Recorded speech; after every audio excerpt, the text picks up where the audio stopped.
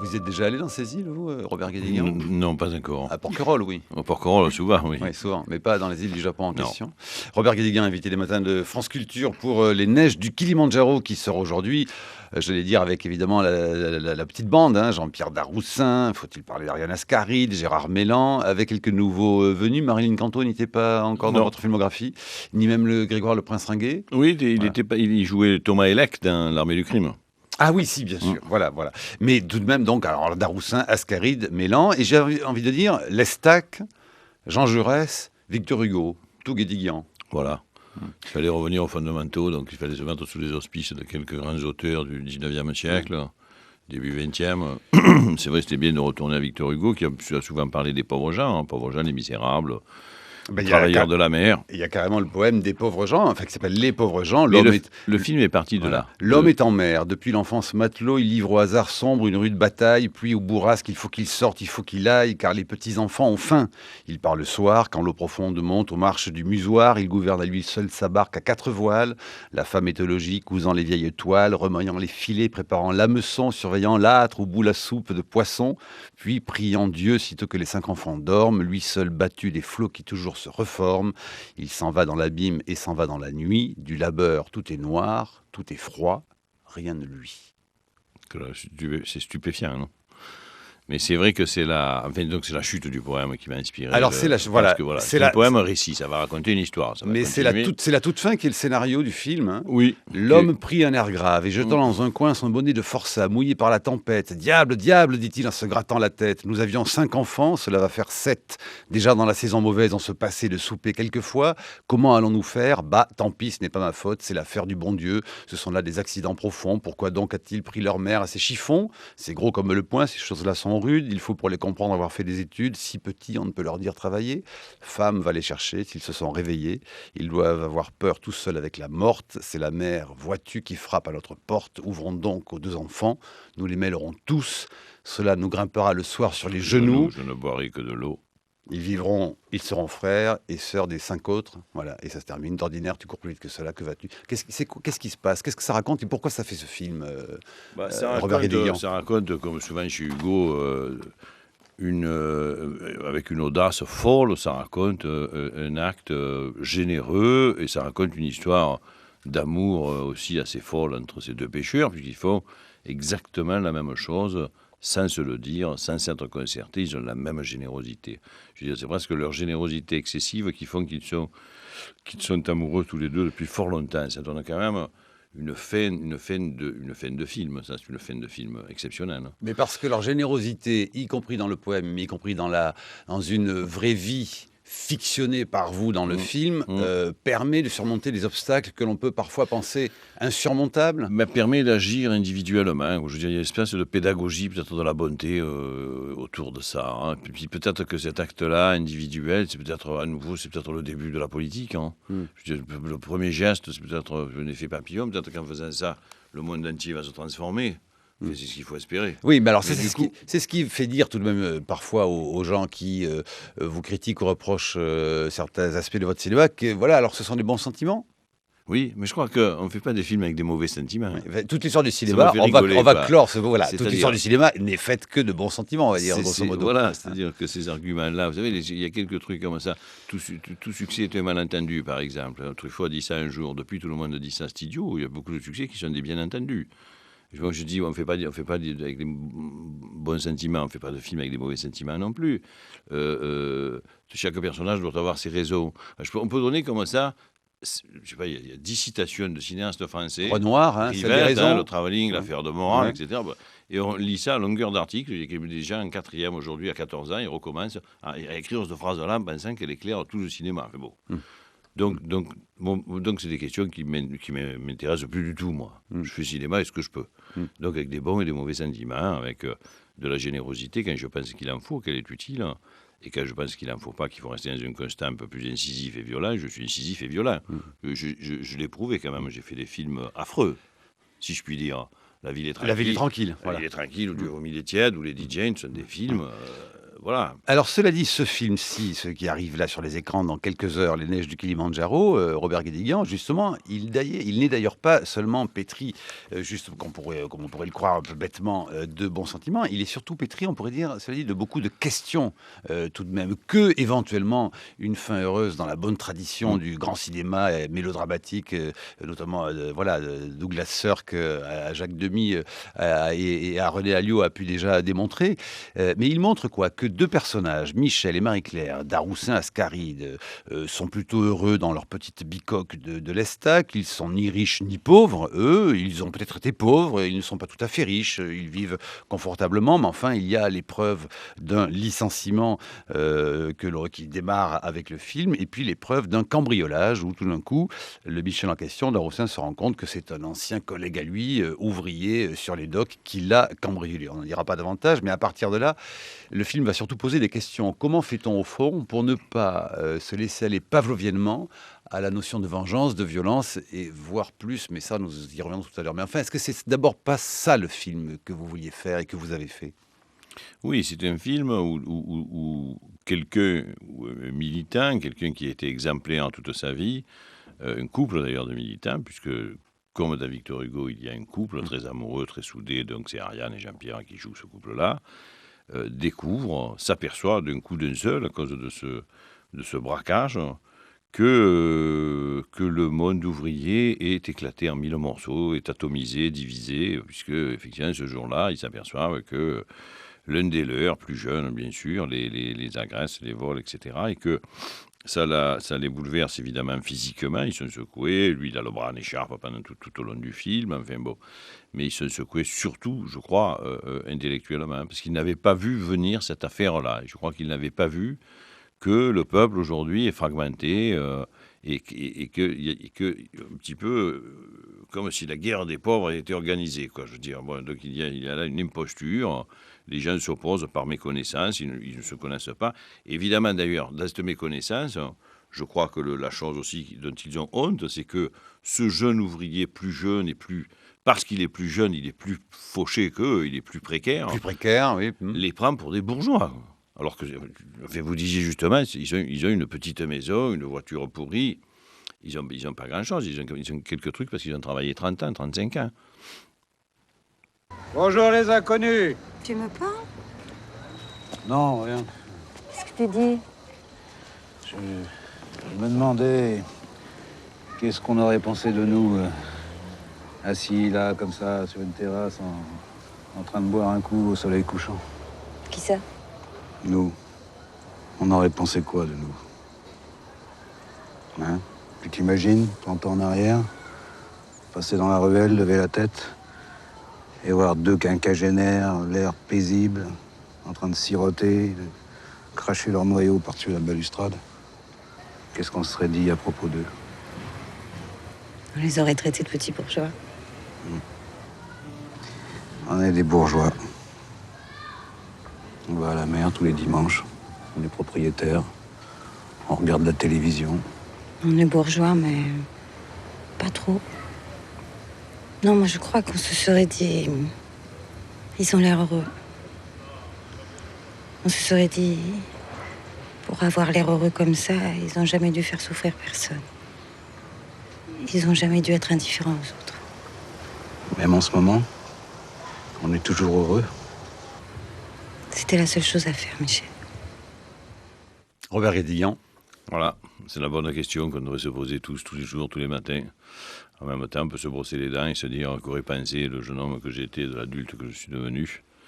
Bonne question d'hygiène intellectuelle, d'hygiène morale, de est-ce qu'on a trahi, pas trahi, on s'est adapté, d'accord, mais est-ce qu'on s'est adapté en abandonnant des choses ou en les conservant et en les transformant? C'est la question que je pose après cette agression de manière extrêmement forte, ce couple. Et on va s'apercevoir, en fait, sans dévoiler les choses, parce que le film, il fonctionne sur des coups de théâtre Absolument. successifs, Oui. des surprises, en tout cas 2 coups de théâtre très forts, un petit peu moins fort, mais enfin bon. Mais il va quand même découvrir, donc sur le fond, il va s'apercevoir que ce jeune homme, en fait, il n'est pas très éloigné du jeune homme qu'il était lui-même, probablement, quoi. Voilà, le temps a passé, et l'un s'est battu, bien entendu, depuis, comme d'ailleurs beaucoup de gens le font depuis 30 ans, se bat, et toute l'énergie est accaparée par ça, pour que les choses ne régressent pas, et non pas pour qu'elles avancent, voilà.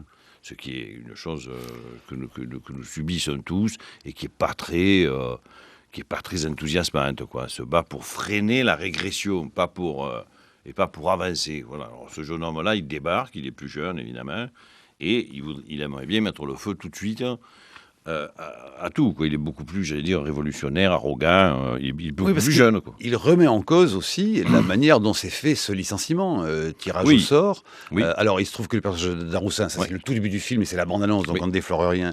Au fond, s'est mis lui-même volontairement dans le tirage au sort pour être licencié, pour partir. Bon. Mais l'autre, au fond, lui dit finalement que c'est une sorte de bonne C'est de conscience force. qui ne mène à rien. Oui, Quoi. Bon.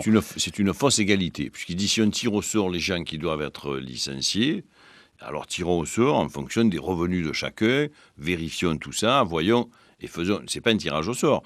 Virons les plus nantis. Et pas donc le tirage au Ceux sort. qui auront le est plus injuste. les moyens, en tout cas, de faire Voilà, face. Quoi. Voilà. Voilà. Donc le tirage au sort aurait pu être plus juste que ça. Ça aurait pu ne pas être un tirage au sort si on avait analysé les situations de chacun. En disant ça, mais que ça, c'est un truc qu'il invente lui tout seul dans sa cellule. Il dit, moi j'ai moins de 30 jours de prison, j'ai plus appris que toi en 30 ans de syndicalisme. Et quand il dit ça, il a raison. C'est-à-dire, il a raison. Il est égalitariste sans le savoir. Il est communiste sans le savoir en disant ça. Il est, Comment choisir c'est la conspiration des égaux. Mais comment choisir des deux personnages celui qui aura, on va dire, le plus raison? Lui, il a raison, d'accord, mais après tout, ceux qui veulent les agresser, que justice se fasse parce qu'ils ont été cambriolés et molestés, ils ont raison aussi. Bien sûr, mais dans la séquence d'après, le couple disent carrément qu'il n'a pas tout à fait tort. Puisqu'il parle toujours par euphémisme, comme monsieur, on est bourgeois, mais pas trop. Là, il n'a pas tout à fait tort. Donc, il commence à penser qu'il a raison. S'ils reprenaient le débat ensemble, ils essaieraient peut-être tous les deux de convaincre l'Assemblée de tous les ouvriers d'adopter la position du jeune homme. Ah, mais c'est trop tard. Alors, peut-être ils y parviendraient, peut-être pas. Ah oui, c'est trop tard pour ce film-là. Dans un autre film, peut-être, dans un autre début de film, ça pourrait se passer comme ça. Mais là, on est obligé quand même de supposer que le geste qu'ils font à la fin, qu'ils accomplissent à la fin, celui qui est inspiré d'Hugo, forcément fait que ce jeune homme, Grégoire Le Prince-Seringuet, en sortant de prison, va forcément les rejoindre. Ils vont enfin se parler et savoir qui ils sont l'un et l'autre. Et que le pardon sera possible aussi? Non seulement le pardon, mais moi j'espère le combat ensemble. Ah, la lutte des classes. Bien sûr, naturliche. C'est le thème du film. Ah ben oui, Hein. mais oui. Et c'est en ce J'appelle sens de mes voeux, c'est ça que j'appelle de mes et voeux. c'est en ce sens qu'il est... Que la conscience de classe réexiste. Puisqu'effectivement, elle n'existe plus parce que la classe est diffuse. Je dis effectivement, il y a un petit bout de classe ouvrière là, des employés là-bas, des gens dans les services ici, ils ne se parlent quasiment jamais. Puis il y a l'opposition évidemment très entretenue entre les chômeurs, les précaires, les speakers, les moins speakers, enfin les plus ou moins précaires, les plus ou moins pauvres, etc. Ce qu'on peut appeler la guerre des pauvres, qui est savamment entretenue. On vient de parler là. Ce que je viens d'entendre ici sur cette histoire des fraudeurs, je trouve ça abject. En fait, l'histoire, aujourd'hui, il n'y a aucun fromage à faire sur le fait que des gens fraudent. Et si des gens fraudent, il faut les empêcher de frauder. D'accord. Une fois qu'on a dit ça, l'affaire est finie, c'est plié. On ne va pas parler pendant une semaine du fait qu'il y a des fraudeurs, avec tous les gens qui vont écouter effectivement toute la journée la radio, la télé, en disant, vraiment, la dette de la France, c'est parce qu'il y a des fraudeurs. Enfin, on rêve. C'est une absurdité, c'est horrible, voilà. 8h16. Bonjour Brice Couturier. Bonjour Marc Vincher. Alors nous étions ensemble à la projection du film de Robert Guédiguian, Les Neiges du En Kilimandjaro. effet. Donc votre chronique, Les Neiges du Kilimandjaro, sous toutes les coutures. Sous toutes les coutures, la classe ouvrière sous toutes les coutures aussi, parce que c'est quand même un des thèmes de prédilection de Robert Guédiguian.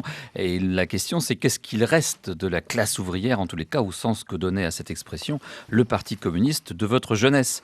Eh bien, pas grand-chose, et c'est sans doute pourquoi vous êtes conduit à en traiter sur le mode de la nostalgie dans votre dernier film, Les Neiges du Kilimandjaro. Certes, la catégorie sociale des ouvriers représente encore, il faut le savoir, 28% de la population active, et c'est considérable, mais sa réalité sociologique, elle diffère profondément de ce qu'elle était à l'époque des grandes concentrations industrielles et minières des années 50 et 60.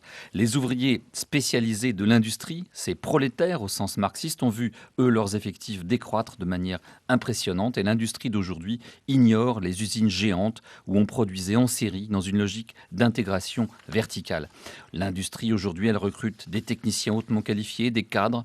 Faut-il regretter donc l'organisation fordiste d'autrefois avec le travail à la chaîne, la descente dans les mines, les hiérarchies de type quasi militaire? Non, sans doute, car mai 68 est passé par là. C'est à partir de cette époque qu'on a commencé à travailler de manière plus autonome, que la capacité d'initiative des salariés a été non seulement tolérée, mais encouragée par un encadrement qui a été, lui, réduit au minimum. Mais la vie des nouveaux prolétaires, les ouvriers et employés des services, isolés dans leur PME ou dans leur camion, n'est guère préférable à celle des mineurs et des cols bleus d'autrefois. Et surtout, avec la disparition des mines et des grandes concentrations industrielles, celle des banlieues ouvrières aussi, s'en est allé un mode de vie, une culture, une sociabilité chaleureuse et fraternelle, celle que l'on retrouve là encore sur un mode nostalgique dans La France rouge, un beau livre à la gloire du PCF qui vient de paraître aux éditions Les Arènes. Tout en contestant de manière radicale le système en place, auquel elle opposait le vrai paradis des travailleurs, l'Union soviétique, dont elle travestissait la réalité, cette contre-société communiste a rendu de grands services à la société bourgeoise. Elle a en effet contribué à intégrer dans la France laïque et républicaine les vagues de nouveaux immigrés. Elle leur a donné les clés de la société française, parce qu'elle avait fait sienne des pans déterminants de sa culture, de Descartes à Aragon en passant par Victor Hugo. Elle les a protégés avec ses réseaux de solidarité, elle les a formés avec sa morale ouvrière, elle leur a livré le mode d'emploi d'une mobilité sociale ascendante parce qu'elle croyait à l'instruction et à la formation. Aujourd'hui, les vrais ouvriers au sens d'autrefois sont, comme votre héros, en pré-retraite. Et en plus, ils se retrouvent dans la position inconfortable de se faire traiter de petits bourgeois par un nouveau sous-prolétariat, cette immense masse de chômeurs et de précaires qui se débat aux lisières de la société. Alors votre film, Robert Guédiguian, n'est pas consacré à la lutte des classes, contrairement à ce qu'on écrit. On n'y aperçoit pas l'ombre d'un capitaliste, pas l'ombre d'un bourgeois. Non, c'est un film consacré à ce que Mao Tse-tung appelait les contradictions au sein du peuple. Dans le cas des neiges du Kilimandjaro, c'est celle qui existe entre une génération d'ouvriers qui croient encore aux valeurs collectives, s'en sortir ensemble et par les luttes, et une jeunesse qui tente de survivre à elle, chacun pour soi, voire au détriment d'autrui. Le trait est sans doute un peu forcé, mais il correspond en effet à une réalité d'époque. Mao, toujours lui, prétendait que ces contradictions-là, les contradictions au sein du peuple, n'étaient pas antagoniques, à la différence de celles qui existent entre le peuple et ses ennemis. Est-ce que c'est aussi votre avis, Robert Guédiguian ? Entièrement, oui. Il parlait de contradictions principales et secondaires aussi. Exact. Je vois que nous avons lu les mêmes livres. Mais Alors, on va vous laisser. Les contradictions au sein du peuple, est-ce qu'elles sont antagoniques ou pas ? Non, bien sûr, non, elles ne sont pas antagoniques, je crois. Et j'allais dire que par le geste quand même qu'accomplit le retraité, enfin, les retraités, je veux dire le couple principal du film, donc Ariane et Jean-Pierre, joués par Ariane et Jean-Pierre, le geste qu'ils accomplissent, c'est dont on ne parle pas, parce que le geste de générosité, celui qui est inspiré par Victor Hugo et par les pauvres gens, est pour moi c'est adopter pour moi, les frères de leur agresseur. Voilà, qui est quand même un beau geste. Bon. Par ce geste-là, je pense que ce geste, et par l'exemple que va constituer ce geste-là, je crois qu'ils vont renouer, c'est-à-dire renouer avec, d'abord, immédiatement, avec le meilleur ami qui avait une réaction très très différente, qui ne voulait pas comprendre en fait cet agresseur et qui avait la réaction la plus banale en fait, et qui voulait simplement se venger. Quoi. Voilà, qui jouait par le personnage par Gérard Mélan, qui dit, mais enfin, qu'est-ce que tu racontes ? Tu t'es fait agresser, tabasser, voler, bon, il faut que justice se passe. Un maximum de prison. C'est comme ça, quoi. Ouais, bon. Lui, déjà, quand même, à la fin du film, c'est la réconciliation. Il vient voir son ami, il dit, vous avez bien fait, je comprends, etc. Je suis avec toi, il s'embrasse.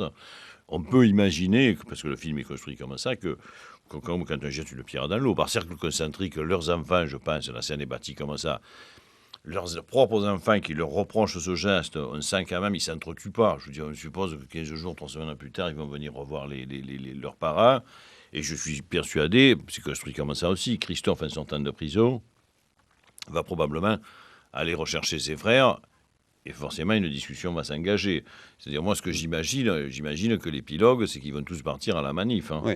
Mais ça, c'est votre fiction à vous, alors, Robert Guédiguian. On pourrait dire que dans la vraie vie, le personnage de Gérard Mélan qui dit à son copain « Tu es quand même dingue, il faut que justice se passe », il serait, lui, plutôt... il pourrait connaître la tentation du Front National. Oui, bien entendu. Mais ça dépend des constructions de films. J'ai fait ça dans des films. Vous savez que dans La Ville est tranquille...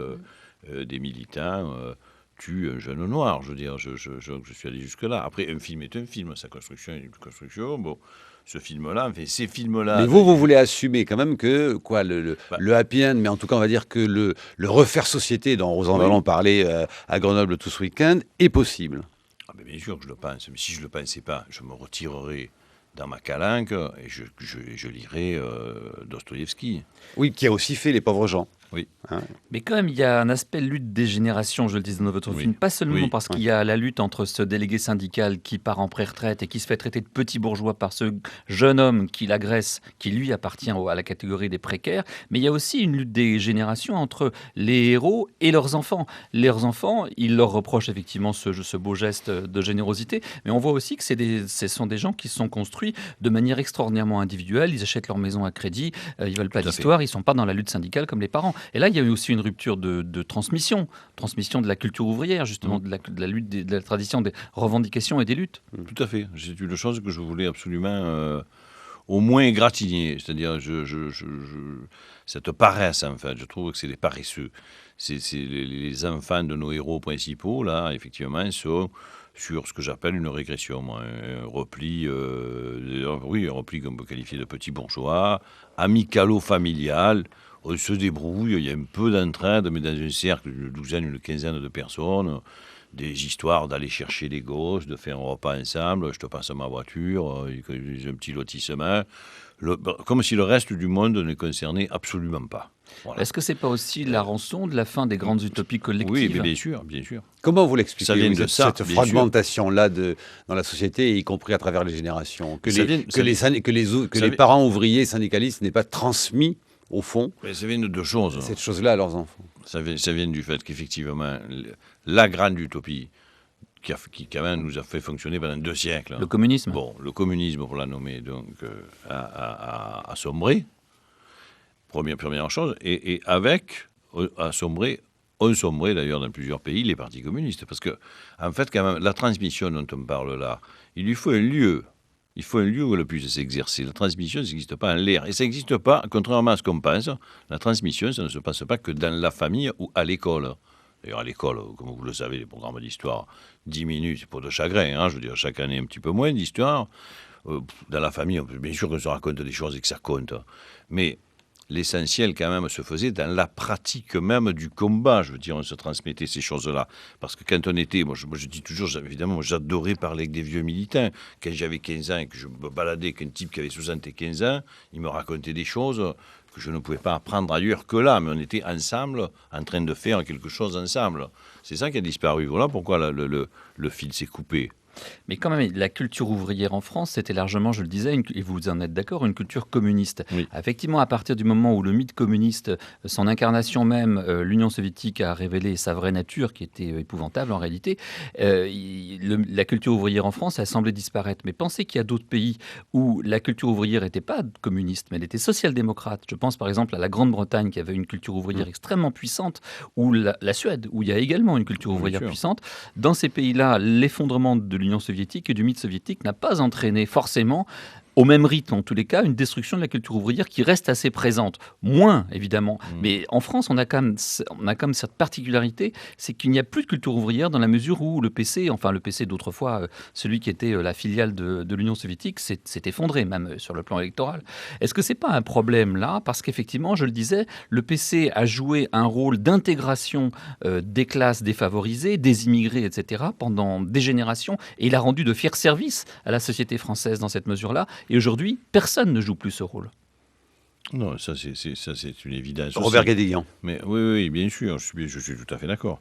Je suis moins d'accord sur la sur ce qui se passe dans les social-démocraties où les partis communistes étaient moins forts. Je crois que là aussi, il y a quelque chose qui est en train de se disloquer. Hein, puisqu'il y a aussi une faillite de ces social-démocraties-là qui ont bien fonctionné un certain temps, mais qui commencent aussi à gérer la crise de plus en plus comme la droite la gérerait. Donc c'est de plus en plus... c'est de moins en moins social et de moins en moins démocrate aussi, d'ailleurs. Ça, c'est le militant du parti de gauche de Mélenchon qui parle, là. Non, c'est Robert Guédiguian. Oui. Enfin, vous le soutenez, vous avez déclaré le soutenir. Je n'appartiens pas au parti de gauche. Ah, oui. Je veux dire, j'ai quitté le Parti communiste en 1980, je n'ai jamais pu adhérer à aucun parti. Par contre, je soutiens effectivement le Front de gauche. Et je voterai Mélenchon au premier tour des élections présidentielles. Et est-ce que vous faites encore des films militants Non. Tout à l'heure. Alors c'est ça, non. on se demande. Voilà. Est-ce que vous êtes encore dans le film populaire ou le film militant? Il y a une formule juste dans Le Monde qui est excellente. Oui. Il y a d'abord un très bon article de Jacques Mandelbaum qui vraiment était sans doute un des meilleurs critiques du cinéma d'aujourd'hui et qui parle de vous en disant que vous êtes le roi du mélo-prolétarien. Mais c'est très bon comme formule. Ça, je veux bien. Il y a aussi dans elle, on dit que j'ai de la classe, mais qu'elle est ouvrière. Et ça j'adore. Ça fait extrêmement plaisir. Voilà. Mais bon. Alors oui, le film militant. La question du film militant. Au sens strict du terme, je n'ai jamais fait de film militant. Pour moi, Marius et Jeannette. Mais c'est pas un film militant. Pour moi, un film militant, c'est un film de commande. C'est-à-dire si, par exemple, le Front de gauche me demandait tiens, Robert, tu veux pas faire un film pour la campagne de... Voilà. C'est la Marseillaise de Renoir. Oui, par exemple, ce qui est commandité, c'est un film de propagande. Je dis ça sans connotation péjorative d'ailleurs. Qu'il assume. C'est une publicité, un film militant. C'est de la publicité. Et on peut faire un très beau film militant ou un très mauvais film militant. Donc c'est du cinéma aussi. Mais dans ce sens-là, au sens strict du terme, donc je n'ai jamais fait de film militant. Je n'ai fait que des films engagés, mais j'ai jamais fait de film militant. Il y a quelque chose qui m'a troublé dans votre film, c'est le rôle que vous attribuez à la CGT. Bon, vous faites vos deux héros appartiennent à la CGT, mais vous faites jouer au syndicat dans ce film un rôle assez déplaisant, qui est celui en fait qui devrait être joué par les patrons eux-mêmes, c'est-à-dire que c'est les ouvriers, les syndiqués qui décident qui doit continuer à travailler et qui doit pas. Tirage au sort. Le fameux tirage au sort. Alors ça veut dire quoi? Ça veut dire que les patrons se sont dessaisis de leurs propres responsabilités sur les syndicats et que ceux-ci acceptent de jouer ce jeu. Et c'est arrivé très souvent ces derniers temps. C'est-à-dire qu'il est arrivé dans les 4-5 dernières années, c'est assez récent, où effectivement le patronat dit écoutez, nous, on en est là, voilà, faites ce que vous voulez, trouvez une solution. Voilà, trouvez une solution, il faut renoncer aux 35 heures, il faut diminuer vos salaires, il faut, etc. Voilà. Donc réunissez-vous et faites-nous des propositions. C'est l'autogestion, ça? Oui. Si vous ne faites pas de propositions qui réduisent effectivement, toujours, qui réduisent les frais ou qui augmentent le temps de travail, nous, on ne peut pas, on n'y arrive pas, on va dans le mur, on ferme. Voilà. Et comme je dis toujours, 9 fois sur 10, d'ailleurs, quand ces plans-là ont été acceptés, un an après, ça fermait quand même. Voilà. Ou 2 ans après, ça n'a jamais duré plus de 2 ans. Donc c'est vrai que, légitimement, on pourrait penser, et moi j'allais dire là, le film dénonce ça aussi, qu'au fond, en fait, d'ailleurs, je pense que les syndicats, tous les syndicats, bien entendu, devraient refuser, mais absolument ce type, c'est pas une négociation. Ils devraient dire, faites votre sale boulot. Et c'est pour ça qu'on ne voit pas un seul patron ni un seul bourgeois, comme je le disais dans votre film? Non, on voit vaguement, effectivement, quelques représentants. On voit qu'ils ont plutôt des costards, quoi, un petit peu. Ils ont des costumes un peu différents, là, à droite du plan, là, un peu du côté des bureaux. On ne les voit pas. Mais sinon, c'est vrai qu'on ne les voit pas aussi, les patrons, aujourd'hui, parce que ils n'existent plus physiquement. C'est ça aussi, c'est une chose. Ils sont plus incarnés. Je veux dire, ils sont. C'est quoi les patrons? C'est des actionnaires, je veux dire, qui se réunissent de temps en temps. Très rarement. Une abstraction lointaine. Ils sont représentés d'ailleurs, les actionnaires, dans un conseil d'administration. On ne sait pas très bien ce que le PDG possède. Parfois, il se fait virer. Donc, on dit le PDG, c'est un salarié comme les autres. Enfin, comme les autres, il y a avec un petit écart de fortune. Mais voilà. Donc, les patrons, avant, physiquement, le patron aussi, on le connaissait. On pouvait lui courir après dans le village. Et chez Zola, le pendre à la grille du château. Bon. Mais c'est vrai que les patrons, donc, on ne les voit plus. C'est difficile à filmer. Qu'est-ce qui a changé depuis Marius et Jeannette? Ce qui a changé, c'est que ça ne s'est pas arrangé. Je suis obligé de dire ça. Ce qui a changé, c'est que les choses... Parce qu'on pourrait dire que le film est en écho avec les personnages que l'on retrouve. Oui, c'est les cousins Germain. C'est les cousins Germain, voilà. Oui. Mais c'est plutôt détérioré. Et c'est pour ça que je cherche. Dans tout ça, ça se détricote, je veux dire. C'est-à-dire que je pense que les acquis sociaux se diminuent, les emplois diminuent, le pouvoir d'achat diminue, ça régresse, je veux dire, à tout niveau. Et alors, je veux dire, tout le monde freine pour que ça régresse le moins possible. Mais c'est vrai qu'il n'y a surtout pas d'avancée. Il n'y a pas eu de... C'est vraiment ça descend, ça descend, ça descend, ça descend. Caroline Iliachev. Et est-ce que vous ne pensez pas qu'à chaque génération, les parents, disons, la génération d'avant, disent, bon, au niveau de la transmission, les enfants ne sont plus comme ils devraient être, etc. C'est-à-dire qu'on voit, et vous le dites très bien, ce qui régresse, et on a énormément de mal à voir ce qui va apparaître, parce qu'une société ne fait pas que régresser. Et j'ai l'impression que votre film laisse quand même un espoir de quelque chose de nouveau qui pourrait arriver. Hein, c'est pas seulement la régression, on pourrait faire quelque chose. Ah oui, mais je crois que le personnage de Christophe, évidemment, ce qu'il fait est condamnable, mais je veux dire, la manière dont il réfléchit, c'est peut-être la base de renouveau intellectuel, d'une nouvelle plateforme révolutionnaire et syndicale. Et qui n'est pas du tout dans l'air du temps. Et qui n'est pas du tout dans l'air du temps, Robert Guédiguian, par rapport à ce qu'on appelle aujourd'hui les indignés. Ça n'a rien à voir avec ça, par exemple. Non, mais parce que ça, c'est pareil. Il n'est pas sur ce mode-là. J'ai fait une touille dans Libé. Oui. Je dis un peu d'indignation. Éloigne de la révolution, beaucoup y ramènent. Voilà. Hein, pour parler comme Jaurès. Bon, mais donc les indignés, il faut que ça s'indigne beaucoup plus. Pour que ça se transforme en volonté révolutionnaire, j'allais dire, en tout cas que ça propose un changement. Là, c'est le jeune qui commet un acte délictueux, mais les parents aussi ont commis des actes délictueux. Je veux dire, ils n'ont pas été que dans une lutte et un syndicalisme merveilleux, et puis les enfants seraient des délinquants. Bien sûr, mais pour moi, le rêve, c'est un accord à la sortie de prison entre Christophe et les deux vieux syndicalistes pour remettre en chantier, effectivement, des propositions de syndicalisme et de mouvements politiques un peu plus fortes, d'ailleurs un peu plus violentes, un peu plus proposantes. Alors, les indignés va en être question, et puis tout de même, pour un peu équilibrer, tant que faire se peut dans cette émission, le coup d'œil de Thomas Cluzel, aujourd'hui, pour vous, Robert Guédiguian, sera pioché dans les pages du Figaro. Voilà. C'est la correspondante du journal de droite Adele Smith, donc à New York, qui revient sur Wall Street, nettoyée donc de ces indignés. Les protestataires d'Occupy Wall Street n'avaient rien vu venir, dit-elle. Pris par surprise en pleine nuit, mardi, ils ont été évacués donc par la police en quelques heures. Des centaines de forces de l'ordre lourdement armées ont débarqué vers 1h du matin à Zuccotti Park, donc le lieu de naissance du mouvement, intimant aux occupants de quitter immédiatement les lieux. Et vers 5h du matin, il n'y avait plus un seul manifestant sur place. La forêt de tentes avait entièrement disparu, détruite par la police. Même la bibliothèque de quelques 5000 ouvrages a fini dans une benne à ordures. Le maire de la ville, Bloomberg, a déclaré que la situation était devenue intolérable. Alors pendant les premières heures du raid, les stations de métro aux alentours ont été fermées, de nombreux journalistes empêchés d'accéder au parc, complètement barricadés. Même l'hélicoptère, toujours en alerte de la chaîne NBC, a été interdit de survol de la zone. La majorité des manifestants a donc accepté de quitter les lieux sans résister. Bloomberg a-t-il eu raison d'utiliser la force contre les manifestants plutôt que d'attendre les effets de l'hiver, interroge la journaliste. Hier, un juge new-yorkais lui a en tout cas donné les raisons en interdisant donc aux manifestants de revenir planter leurs tentes. Alors, ils pourront revenir, ils seront autorisés à revenir plus tard, mais donc sans tente ni sac de couchage et soumis désormais à un couvre-feu à 22h. Le coup d'œil de Thomas Cluzel, les indignés à New York. Vous partiriez avec une caméra pour filmer ce type de... non, c'est pas vous, ne faites pas ça. Je crois qu'il faut le faire. Il faut le faire, mais moi je ne sais pas le faire en fait, carrément. Je ne sais pas le... oui, je peux raconter une histoire d'indigné, mais il faut que je la reconstitue, donc. Ouais. Que je le fasse au théâtre, que je fasse du théâtre.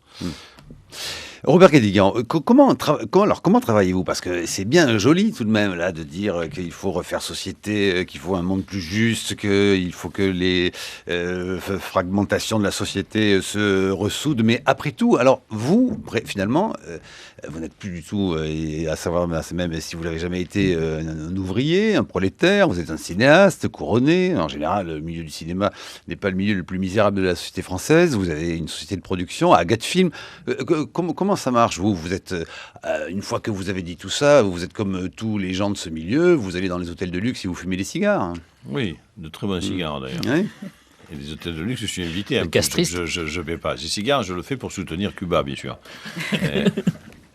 Non, alors, alors, plus sérieusement, ça marche comment le clan, le réseau Guédiguian, Agathe Film c'est très simple. Est-ce que vous mettez en pratique, vous, dans votre vie, Eh bien, oui.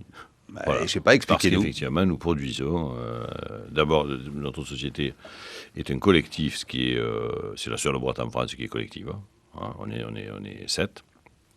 Associés, 5 associés depuis 20 ans quand même, je veux dire, ce qui est quand même exceptionnel. Ça s'appelle Agathe Film. Agathe Film et compagnie d'ailleurs, parce que nous étions nombreux.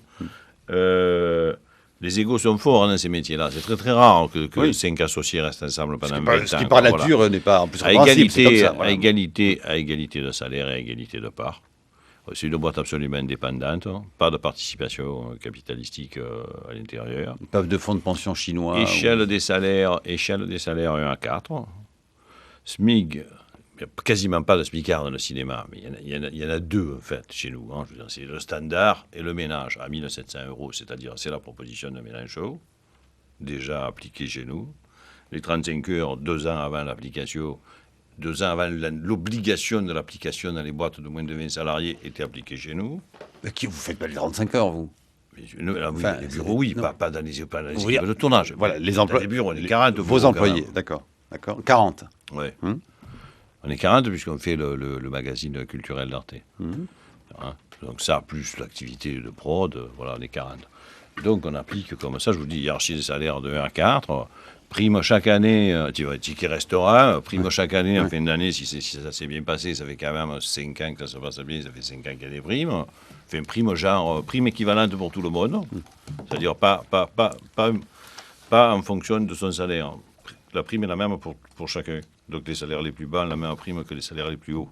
Bon, alors, ce modèle-là, Brice Couturier, comment vous trouvez ça existe Oui, effectivement, on peut vivre en autogestion dans un système qui est assez relativement bien subventionné par la puissance publique et des impôts ad hoc. Alors, évidemment, c'est plus facile à faire vivre que si on faisait une petite industrie. Boîte de droit privé, je veux dire, pas de subvention au cinéma. Il n'y a pas de subvention au cinéma, c'est pas le théâtre ou la... D'accord. Non, vous n'avez pas de subvention du CNC?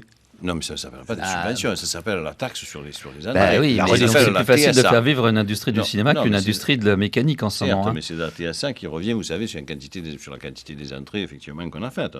Ce n'est pas une subvention. Mais en parlant de façon de filmer les ouvriers, il y a quelque chose qui me brûle. C'est vu votre âge, qui est le même que le mien, donc soyons francs. Est-ce que c'est pas un frein? Est-ce que vous avez pas une vision extrêmement idéalisée et un peu archaïque de ce qu'est la classe ouvrière dans sa réalité d'aujourd'hui? Vos ouvriers, ils travaillent dans les chantiers navals, ils sont syndiqués CGT, ils ont un travail fixe, etc. La condition ouvrière aujourd'hui, comme je le disais, elle a été très profondément modifiée. Aujourd'hui, les vrais prolétaires, c'est les salariés, qui soient d'ailleurs ouvriers ou employés des entreprises de services, de la sous-traitance, c'est les chauffeurs routiers, des gens qui ne ressemblent plus du tout aux ouvriers en col bleu qu'on voyait à la Régie Renault, qui a disparu ni dans les mines de charbon des années 50 et 60. Et il me semble là qu'il y a une espèce d'angle mort de la société française, et je dirais surtout du cinéma et de la littérature française, c'est qu'il n'y a pratiquement pas d'ouvrages, il n'y a pratiquement pas de films qui nous montrent la condition concrète de vie de ces gens qui travaillent dans ce nouveau prolétariat. On a une image très à retardement d'un prolétariat idéalisé par le Parti communiste, la CGT des années 60. Florence Aubenas l'a fait avec Louis Réard. Je pensais à elle. Voilà. Là, mais c'est un exemple parmi. Il y a très peu d'autres exemples. Pourquoi vous ne nous filmez pas ces gens-là? Alors, Robert Guédiguian. D'abord. Précisément dans ce film-là, je montre 2 ouvriers, comme vous les citez, c'est-à-dire je montre 2 types en bleu, et les autres, leurs enfants n'ont jamais un bleu de travail, ils habitent dans des lotissements. L'autre, effectivement, ils leur sortent dessus, il est en jogging, il habite dans une cité, il est hyper moderne. Bon, et donc c'est pas...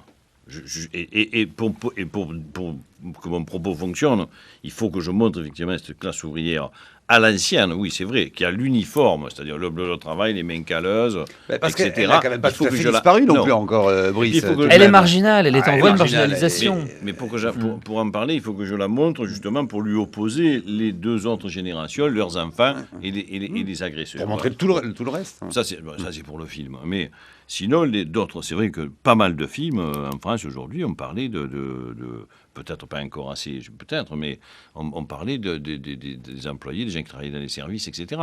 Il y avait un film de Godet sur quelqu'un qui se suicidait il y a quelques années, non, Fabienne Godet, par exemple. Il y a le film de Moutou qui est sorti là, je veux dire, où c'est Daroussin qui joue. C'est un cadre aussi dans une qui se suicide. Il y a, non, il y a eu ces derniers temps, je n'irai pas les citer tous. Laurent Canté parlait aussi du déclassement sur les ressources humaines. Non, il y a un cinéma aussi quand même qui s'intéresse à ces nouvelles catégories. Bon, il y a bien sûr aussi les documentaires. C'est vrai qu'il y a des documentaires sur dans toutes les chaînes de télé qui en parlent. La fiction ne s'est pas encore emparée complètement de ça. Et documentaires dont vous êtes très producteur. Oui, en on en général, produit chez beaucoup. Agathe Oui, absolument. Caroline Iliachef. Oui, est-ce que vous ne trouvez pas que la lutte pour l'égalité entre les hommes et les femmes a pris un petit peu la place de, disons, la lutte des classes, hein, que c'est ça qui est mis en avant? Dans le cinéma ? Non, d'une façon générale. Parce que quand on dit la classe ouvrière a changé, etc., c'est certainement vrai. Mais surtout, elle n'est plus nommée. On n'en parle pas. Oui, c'est ça, alors ça s'affiche plus. Voilà. Alors que l'égalité entre les hommes et les femmes, c'est vraiment le sujet d'une société qui se veut égalitaire. Robert Guédiguian. Oui, mais je crois que je crois que c'est pas bien. Si je reprends la distinction qu'on faisait maoïste de tout à l'heure, je crois qu'effectivement, ce ne sont pas des contradictions principales. Et c'est vrai que, alors je suis d'accord avec vous, je pense qu'on s'occupe, on se préoccupe de choses qui ne sont pas les contradictions principales, y compris d'ailleurs l'autre combat aussi, de la chose dont on parle le plus, dont la gauche parle le plus, dont les intellectuels de gauche parlent le plus, qui est un sujet très grave, mais c'est vrai, c'est les sans-papiers, les travailleurs immigrés par exemple. C'est le sujet le plus sur lequel les gens s'investissent le plus. Dans les luttes de tous les jours, les cinéastes d'ailleurs se sont investis sur ces combats-là. Ils ne se sont jamais investis sur un conflit, entre guillemets, franco-français, genre Molex, les Conti ou je ne sais pas quoi. Brice Couturier. Oui, est-ce que finalement on n'a pas déserté l'idée qu'il y avait une contradiction, pour revenir dans mes catégories maoïstes de tout à l'heure, une contradiction principale et qu'on s'est dispersé dans des contradictions secondaires, pour reprendre ce discours? Oui, je crois que oui. Et c'est ce que le film souligne et montre aussi. Ça, complètement, oui. Et Robert Guédiguian, vous l'écrivez comment, ce film? Parce qu'il y a donc, je le disais, cette petite bande, alors qui d'ailleurs, on peut dire, vous êtes très organisé. Est-ce que ça serait une structure, je ne sais, maoïste ou trotskiste, pour que dans les médias, par exemple, à l'heure où nous parlons là, on va le dire, tout le monde de la bande à Guédiguian est quelque part sur une radio, la France, partagée en zone. Racontez-nous ça. Et oui, c'est une stratégie de guerre. Ouais. Alors Ariane Ascaride, elle est où en ce moment? On va faire la publicité pour nos amis. Elle est sur France Inter. Alors, elle est sur France Inter. Gérard Mélan. Gérard Mélan, il est à Marseille, il présentait le film hier. Gérard, il s'occupe du Sud-Est. De la zone du Sud-Est, d'accord. Daroussin. Daroussin est à Paris aussi. Mais dans quelle radio? Il est à RFI. Télé? Il est à RFI. Voilà, c'est bien. Bon, et est-ce que vous écrivez ensemble ou pas? Ou est-ce que là, il y a tout de même J'ai un ami qui est en train de parler au Parlement à Strasbourg, parce qu'on a eu le prix du Parlement européen. Ah, vous l'avez? Attendez, moi je croyais. Oui, c'est aujourd'hui. Ah oui, on l'a eu hier soir. Je crois que c'était pour aujourd'hui. Moi, j'allais vous dire. Alors, peut-être qui, aurez-vous aujourd'hui le prix. Comme je suis là, vous il est en train de lire un discours. En ce moment là. Voilà. Je dis que d'ailleurs, j'espère que le film sera sous-titré en grec. Oui. Donc, voilà. Donc vous venez d'obtenir le prix Luxe du Parlement européen, et vous étiez notamment en compétition avec un film de Attina Rachel Tsangari, Attenberg, et avec Play de Ruben Östlund, mais ce sont les neiges du Kilimandjaro de Robert Guédiguian qui vient de l'obtenir. Bon, alors vous écrivez comment? Vous l'écrivez, cela dit, tout seul, à plusieurs? Vous faites relire? Parce qu'on sent bien qu'il y a une proximité, que Gérard Mélan est dans votre paysage cinématographique, mais de votre vie à vous, depuis toujours, depuis vos 14 ans, 15 ans. Enfin. Plutôt que ça. Oui. Plutôt que ça. Oui. Bon, alors comment ça se... C'est la maternelle. Mais non, si on n'écrit pas ensemble. J'écris toujours avec Jean-Louis Médési. Louis Médési, lui, il fait partie de la bande, bien sûr, mais il est scénariste, il ne joue pas dans les films. Donc j'écris avec quelqu'un, mais les acteurs n'écrivent pas avec moi. Ou s'ils écrivent avec moi, ils écrivent, j'allais dire, par capillarité, sans le savoir, si je puis dire. C'est-à-dire qu'évidemment, on se voit beaucoup, on parle souvent, ils lisent des versions parfois pas très achevées, donc on en parle un peu. Mais ils n'écrivent pas directement. De ce point de vue, je leur donne le scénario quand même à la fin, qui est classique, ils le lisent, ils peuvent changer 2-3 trucs. Si ça me va, ils veulent le changer. Et puis voilà, quoi. Mais j'écris toujours, par contre, avec Jean-Louis Milesi. En tout cas, tous ces films-là, Jean-Louis est un immigré italien, il était né à Bergame, il a vécu à Bagnols-sur-Cèze, son père était maçon, on s'entend extrêmement bien, je veux dire, pour des raisons, je dis tout ça parce qu'il y a des extractions communes aussi, on est du même monde, comme on dit chez les riches, et c'est vrai que Jean-Louis et moi, sur les films, j'allais dire, marseillais, c'est toujours avec Jean-Louis Milesi, quoi. Si c'est pas... sinon, j'ai écrit, avec Gilles Torrent, par exemple, j'ai écrit les 2 films historiques que j'ai fait, Le Président et Le Promeneur et L'Armée du Crime, par exemple. Ça, j'ai écrit avec Gilles Torrent. J'écris une autre chose avec Gilles Torrent en ce moment, sur des histoires qui ont à voir avec l'Arménie, avec l'histoire et tout ça. Mais si j'aurais écrit demain un film qui se passe à Marseille à nouveau, j'irais chercher un nouveau Milesi. Et filmer alors Marseille et l'Estac, ça fait partie, ça, au fond, des grands principes au fond de cinéma, que on ne raconte jamais aussi bien l'universel qu'en filmant le clocher du village, vieille chose très chère, par exemple, à Éric Romer. Oui. On filme le tout petit pour atteindre l'universel. Ça, c'est quelque chose qu'avec l'Estac, vous avez... L'universel, ça n'existe pas. Ça n'existe que cristallisé dans du particulier. Voilà, donc autant connaître ce particulier le mieux possible pour aller extraire l'universel. C'est là. Oui, c'est Tchekhov aussi. Bon, si vous voulez parler au monde entier, parlez de votre village. Ouais. Donc c'est un village que je connais bien. À ce propos-là, Robert Guédiguian, le titre de votre film, Les Neiges du Kilimandjaro, ça m'a frappé parce que quand je faisais référence à la culture communiste des années 50 et 60, elle avait effectivement une dimension universelle et elle respectait la culture dite bourgeoise, en tous les cas la culture humaniste universelle. Or là, c'est très frappant qu'il y a une espèce d'alignement d'une culture communiste dont vous êtes un représentant sur les cultures de masse. Pourquoi ? Parce que les neiges du Kilimandjaro, c'est une nouvelle d'Hemingway. C'est une nouvelle d'Hemingway très célèbre à l'époque, elle est beaucoup moins aujourd'hui, je suis d'accord, mais qui est devenu un tube des années 60 de Pascal Danel pour Salut les copains.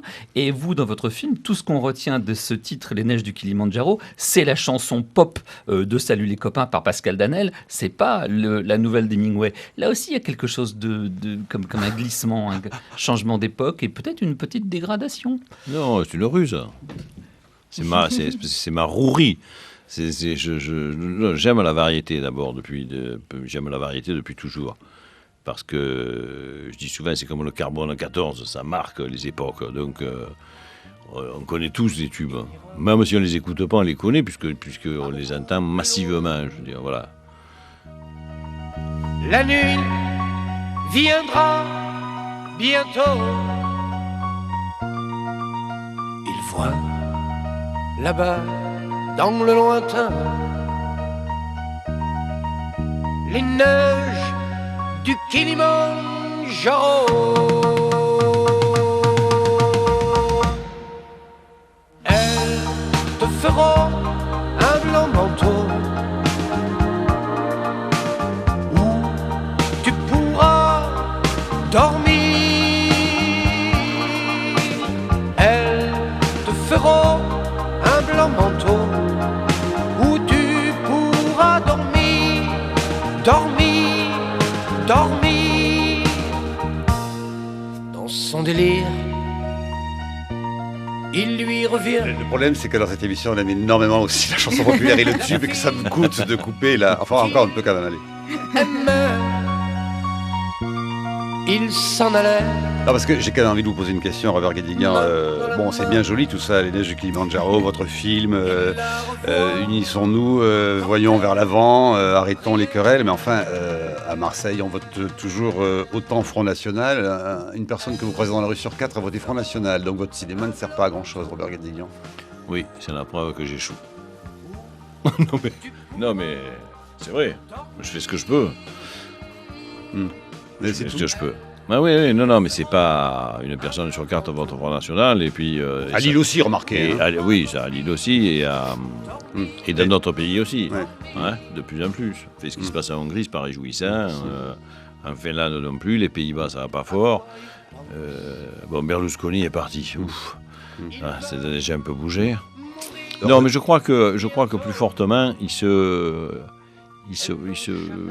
passe une chose auquel le cinéma ne peut pas grand-chose, quoi. Je crois que là, comme il y a un temps de parole pour la majorité, pour l'opposition, je crois qu'il faudrait qu'il y ait un temps de parole pour les idéologues du libéralisme et les idéologues antilibéraux. Il faudrait un temps de parole idéologique, hein, parce que je crois que ça devient tout à fait insupportable. Moi, j'écoute la radio, la télévision, 8 heures par jour quasiment. Je suis une dingue. Bon. Et je crois que je vais arrêter. Parce que j'entends à 90% exactement les mêmes discours. J'entends des gens qui font semblant de s'opposer, mais ils sont tous d'accord.